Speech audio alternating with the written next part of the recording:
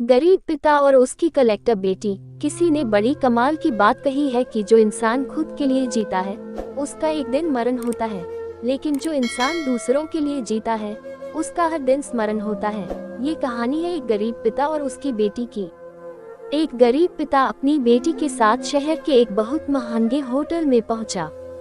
उस गरीब पिता ने फटे पुराने कपड़े पहने हुए थे और उसकी बेटी ने स्कूल की ड्रेस पहनी हुई थी, क्योंकि वह स्कूल से सीधा उसको लेकर के आया था। जब वो दोनों होटल के अंदर पहुंचे तो वेटर ने पूछा, सर आप क्या खाना पसंद करेंगे, अपना ऑर्डर बता दीजिए। उस बेटी के पिता ने कहा, मेरी बेटी के लिए एक प्लेट पाव भाजी लेकर के आ जाए। वेटर ने कहा, सर आप कुछ नहीं लेंगे, आपके लिए कुछ लेकर आऊं।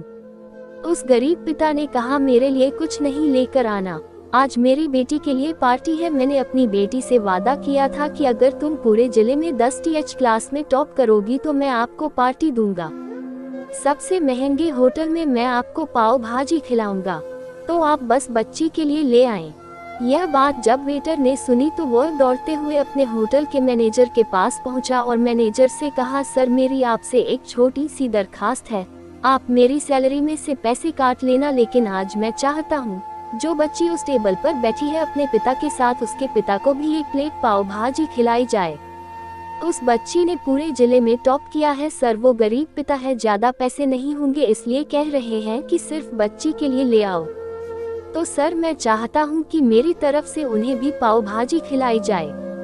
होटल के मालिक ने जब ये बात सुनी तो कहने लगा, अरे क्या बात कर रहे हो छोटी सी, तुम उसके पिता के लिए भी पाव भाजी लेकर जाओ और उस लड़की के लिए भी, पैसे मत लेना, 3-4 प्लेट पाव भाजी पैक भी करा कर ले जाओ और 2-3 किलो मिठाई के डिब्बे भी साथ ले जाओ और उनसे कहना कि यह पार्टी जो है होटल की तरफ से है, हमारी बेटी ने पूरे जिले में टॉप किया है। उनसे कहना कि पूरे मोहल्ले में मिठाई बांटिए और जश्न मनाए, चिंता मत कीजिए। जब ये बात होटल के मालिक ने कही तो वेटर खुश हो गया। उसने कहा, क्या बात है, कितने अच्छे मालिक के यहाँ मैं नौकरी कर रहा हूँ। जब वेटर 3-4 प्लेट पाव भाजी लेकर पहुँचा तो यह देखकर लकड़ी के पिता चौंक गए और बोले, मैंने तो सिर्फ एक प्लेट ही पाव भाजी मंगाई थी, इन सब को लेने के लिए मेरे पास तो पैसे नहीं है। वेटर ने कहा, क्या सर शर्मिंदा मत कीजिए, यह हमारी तरफ से है, ये बेटी आपकी ही नहीं हमारी भी बेटी ही है जिसने पूरे जिले में टॉप किया है। यह मिठाई के डिब्बे और 3-4 प्लेट पाव भाजी पैक कर दी है, आप इन्हें लेकर के जाए और जश्न मनाए। पिता और पुत्री खुश होकर वहां से चले गए। कई साल इस बात को बीत गए और उस बेटी ने इतने साल कड़ी मेहनत की और यूपीएससी की तैयारी करके कलेक्टर बन गई। किस्मत थी ऊपर वाले की, या कहा जा सकता है कि करिश्मा था ऊपर वाले का कि उसी शहर में उसका आना हुआ। उनके द्वारा सूचना पहुंचा दी गई कि कलेक्टर मैम आने वाली हैं और उसी होटल में खाना खाने वाली है।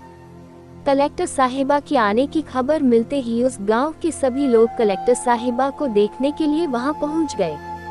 किसी को इस बात का बिल्कुल भी अंदाजा नहीं था कि ये वही पिता और बेटी है। जब कलेक्टर साहिबा अपने पिता के साथ होटल में पहुंची तो उन्होंने होटल के मालिक से कहा कि क्या आपने हमें पहचाना, हम वही पिता पुत्री हैं जो मेरे 10 टीएच क्लास में टॉप करने पर आपने हमें पार्टी दी थी। हम वही पिता पुत्री आज फिर से आए हैं, आज आपको और आपके पूरे स्टाफ को और पूरे गांव को पार्टी देने के लिए।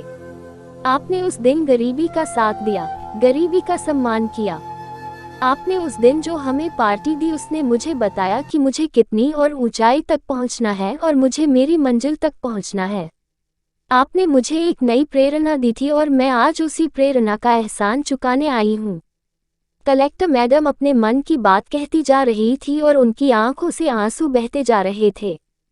होटल का मालिक और वेटर दोनों हाथ जोड़कर खड़े थे और कह रहे थे, क्या बात है, ऊपर वाले का आशीर्वाद है।